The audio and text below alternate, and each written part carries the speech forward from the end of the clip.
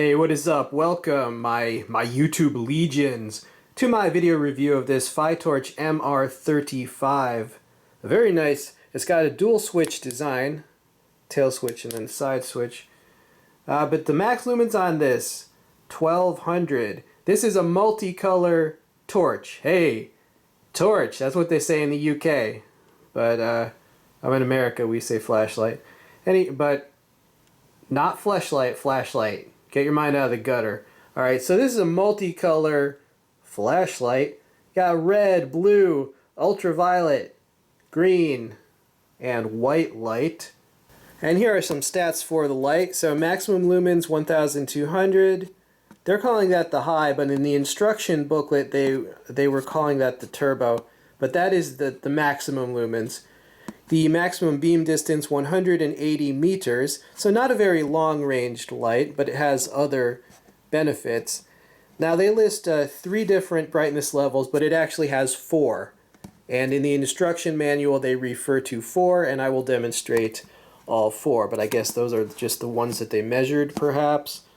Now this comes with a micro USB to USB recharging cable. It also comes with a spare tail switch cover, and an O-ring, and that.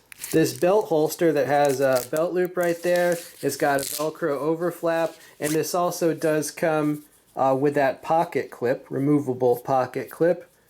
Now this light is available at banggood.com. Very useful website, especially if, well, for 2 reasons. One, if you just like low prices on flashlights, very good. If you're outside the US and flashlights are really hard to get, very expensive where you live, I'm pretty sure they ship to every country. Be aware, shipping can take a while. I know it takes about 4 weeks to get to me, or half the time if I think they have an express option that I've heard is half the time. Right, so check out the links to banggood.com. Now to turn the light on, you press that tail switch, and to turn it off, you also press that tail switch. You can also do momentary on with a half press. That's pretty cool. The light has 4 brightness levels, and to change the brightness level you just tap that once. Right? So this is the lowest mode. That is medium. That is high, and that is turbo. Now from turbo it doesn't go back to the lowest mode.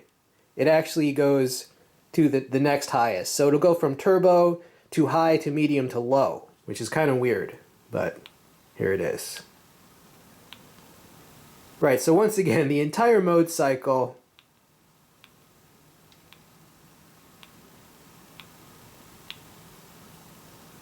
yeah, so that's kind of weird because it's more like a variable brightness flashlight that will ramp up and then ramp down. Now when it is on, if you press and hold, you will get to the color modes. Right, so press and hold, it'll go to red first, then green, you know, keep pressing and holding, then blue. It's like purplish blue, at least to me, I don't know. And now this is actually the ultraviolet. And now to get to the special modes, you double tap this. Okay, strobe warning and flashing warning. That's a strobe. That's SOS. That's the red and blue strobe. Pretty cool. And that's just the blue strobe. In order to recharge the battery in the light, plug the recharging cable into that charging port, and then I have it plugged into a power bank, you know, any power source. All right, that's convenient. I don't really use that function. I use smart chargers, but it is convenient if you do not use smart chargers. Let's see what I have in here. To get at the battery compartment, unscrew the tail section, spring there. Yeah, I'm just using an Olight branded battery. Of course, they don't make these, but they just outsource it. But nonetheless, but yeah, you know, use a high quality cell, obviously. Hey, what's up YouTube? We're out here on the testing board with this FiTorch multicolor light. This is the lowest mode. Let's cycle through the modes. Alright, and this is the brightest mode. Alright, let's go to the color modes.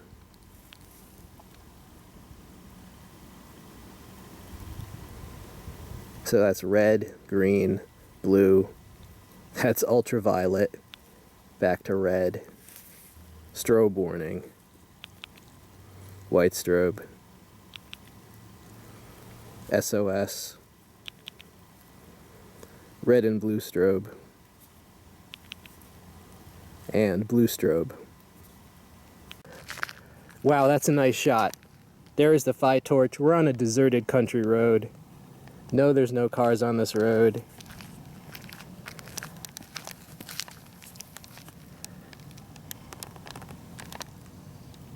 Check that out. Alright, and here is a top view of the red. Pretty cool. This multicolor FiTorch light. Now let's do the other colors.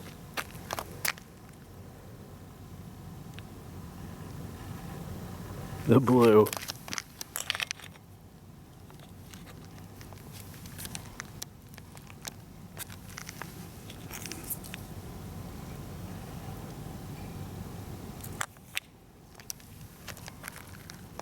And that's the green, and the only other color is ultraviolet.